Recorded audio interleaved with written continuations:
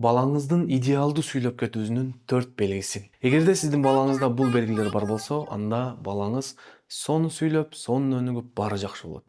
Бул белгини сактап алыңыз, видеого лайк басыңыз, башкалар менен бөлүшүңүз. Биринчи белгиси, эгерде сиздин балаңыз өзүнүн үнү менен бир нерселерди кадимкидей бир тарыхты айткандай кылып айтып берип атса, жөн эле ба дей бербей, интонация менен бир нерселерди айтып берип, бирок өзүнүн тилинде.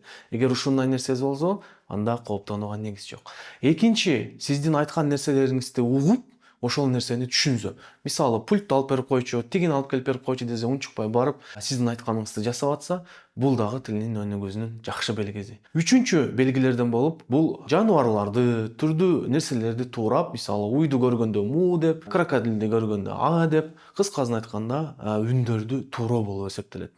Төртүнчү белгиси бул балаңыз бир нерселерди колу менен көрсөтүп, сиздин колуңузду кармап, жетелеп басып. Эгерде мына ушул 4 белги сиздин балаңызда бар болгон болсо, анда сүйлөөсү идеалдуу өнүгүүгө өтө чоң мүмкүнчүлүктөр бар.